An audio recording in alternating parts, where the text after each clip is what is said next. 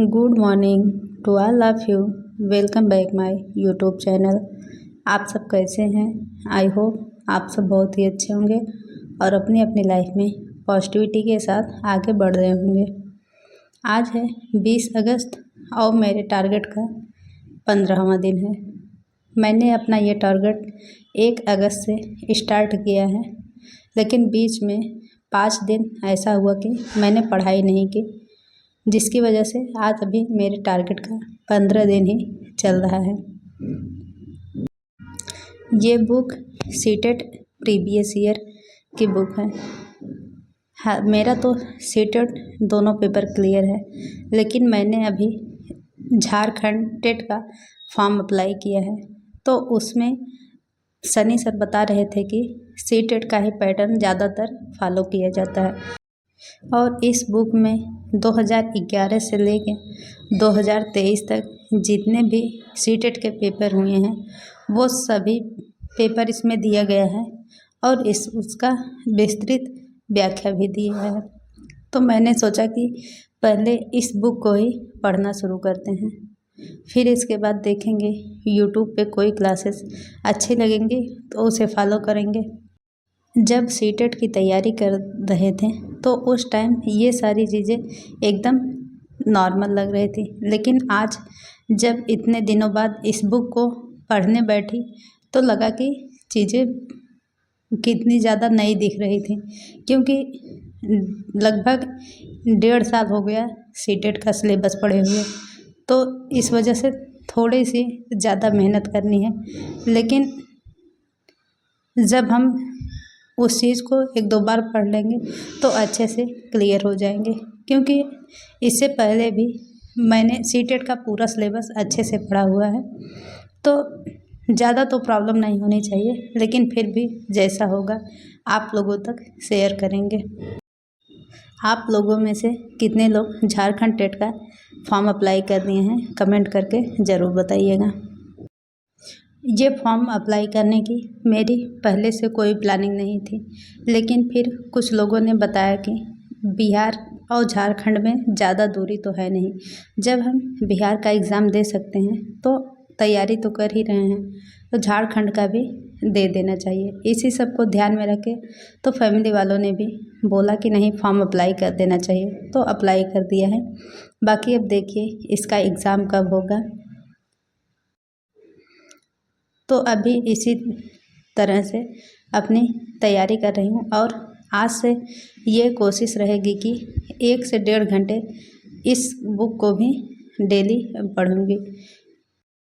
एक तो ये अगस्त का महीना ऐसा है कि इसमें इतने सारे फेस्टिवल हैं, जिस वजह से पढ़ाई में न चाह के भी डिस्टर्बेंस बन ही जाता है, क्योंकि जब फेस्टिवल होता है तो बच्चों की छुट्टियां हो जाती हैं और जब बच्चे दिन भर घर पे रहते हैं तो जिस तरह से पढ़ाई होनी चाहिए वैसी हो नहीं पाती है। और मेरे टारगेट का पीछे होने का मेन रीज़न भी यही है, क्योंकि जब बच्चे स्कूल रहते हैं तो आराम से दिन में 5-6 घंटे का टाइम मिल जाता है, लेकिन जब बच्चों की छुट्टियां होती हैं तो पूरा दिन कैसे निकल जाता है पता ही नहीं चलता, क्योंकि हमारे पास तो कोई और है नहीं जिसके पास के बच्चे 1-2 घंटे रह सकें।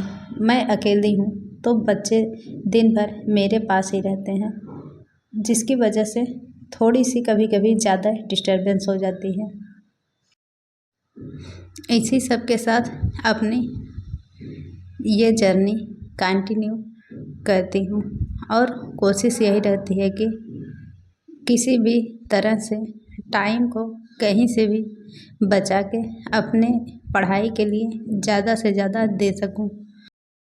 इन सब के साथ पढ़ाई करना आसान तो नहीं है, लेकिन फिर भी ये रास्ता जब हमने शुरू ही कर दिया है तो देखते हैं, जब तक मंजिल नहीं मिल जाती तब तक तो चलना ही पड़ेगा। तो इसी सब के साथ अभी तो चल ही रहे हैं, बाकी कब क्या होगा वो तो नहीं पता। कभी कभी ऐसा लगता है कि ये तो बहुत ही मुश्किल है, अब इसके आगे नहीं हो पाएगा, लेकिन फिर सोचते हैं कि अगर ये शुरुआत किए हैं तो अब पीछे लौटना भी बहुत ही मुश्किल है, क्योंकि पीछे देखने से ही इतना ज़्यादा डर लगने लगता है कि हमने क्या सोच के इस जर्नी को स्टार्ट किया था।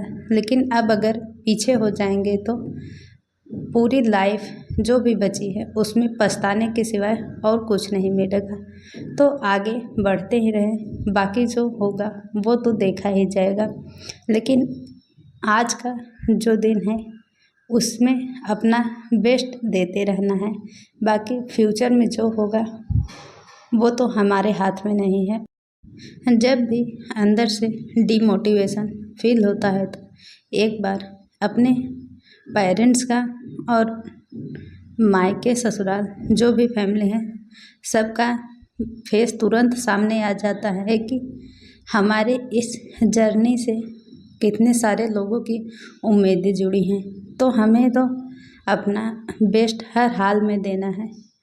तो जब भी लगता है कि अब नहीं होगा तो तुरंत आँख बंद करके इन सारी चीज़ों को एक बार रिकॉल करती हूँ तो अंदर से ही एक अलग ही एनर्जी मिलती है कि नहीं, अभी ऐसे ही कंटिन्यू करना है। क्योंकि जब इतने सारे लोग उम्मीद लगा के बैठे हैं तो हमें तो अभी पीछे नहीं हटना चाहिए। ये जो जर्नी है हमारी, इसमें डीमोटिवेशन बहुत ही जल्दी आता है, लेकिन हमें हर हाल में यही कोशिश करनी है कि हमें मोटिवेट होके आगे बढ़ते रहना है। तो इसी सब के साथ और अपनी जर्नी को कंटिन्यू कर रही हूँ। आज के लिए बस इतना ही। मिलते हैं आपसे नेक्स्ट एसटी सेशन में। कोई भी बात होगी तो कमेंट करके ज़रूर बताइएगा। और ये मेरी वीडियो आपको अगर ज़रा सा भी हेल्पफुल लगे तो लाइक, शेयर एंड सब्सक्राइब।